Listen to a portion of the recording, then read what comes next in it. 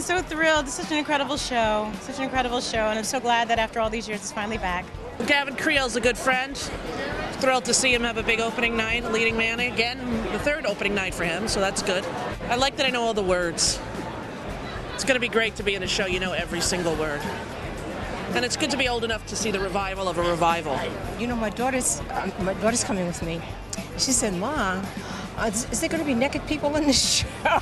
I said, "Honey, I don't know what changes they've made in the show."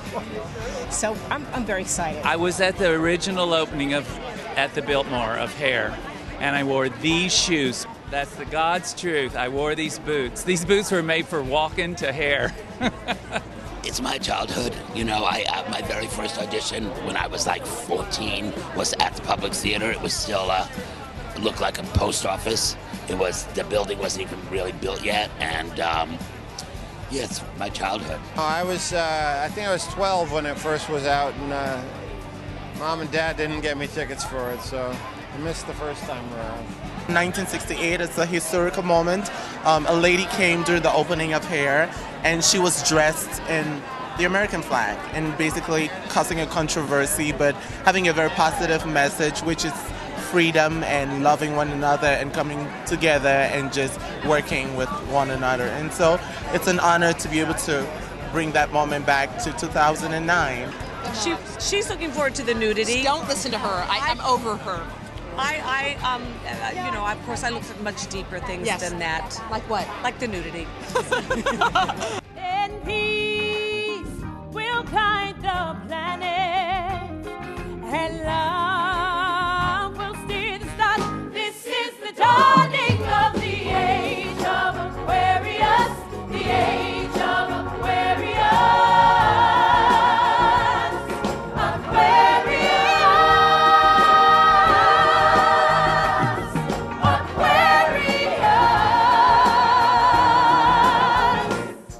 Wonderful. We're all elated and just kind of glowing from the basking in the audience's love, and we had an electric show, and we're just hoping we'll be around for a while so we can continue to spread this message. It's come together so beautifully that it's like a wonderful, all these elements coming together.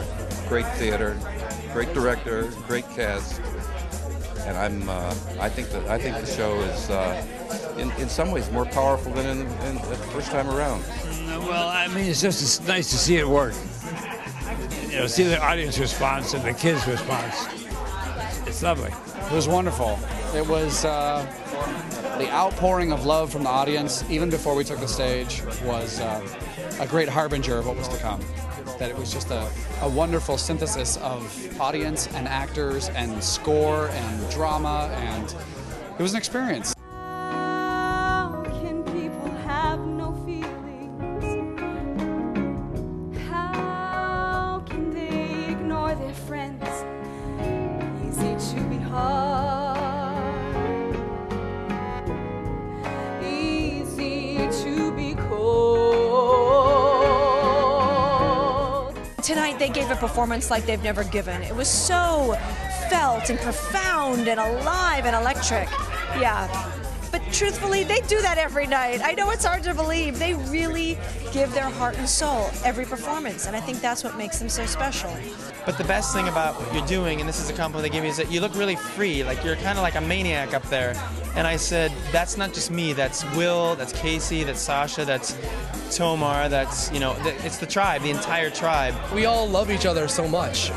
We spend time together outside of rehearsal, outside of performances. On Mondays, we're hanging out, we're texting, we're being friends. We literally can't get enough of each other, which I think is a huge asset. I don't think Hair could work if the cast wasn't a group that really loved one another and believed in the overall message of, you know, love.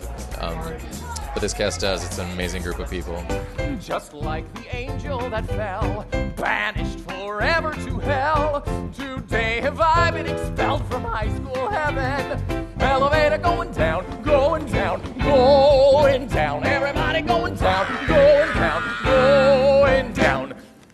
We're in the audience's faces, and we're holding their hands and messing up their hair and running at them and communicating with them, and it's refreshing because there's not a fourth wall up. We're not pretending that they're not there, or it's not a world they're there and they're with us. I get to scream and run through the audience and shake my hair in people's face, and so much fun. And people really get into it because they love the song and they love the show. And it seems like anything you do crazy, they're into it. It's so much fun, and it makes, you don't get nervous because, it's not like people are watching you. We're all in it together. So, we just go out there and do it, and, we get to touch people, and, physically and emotionally.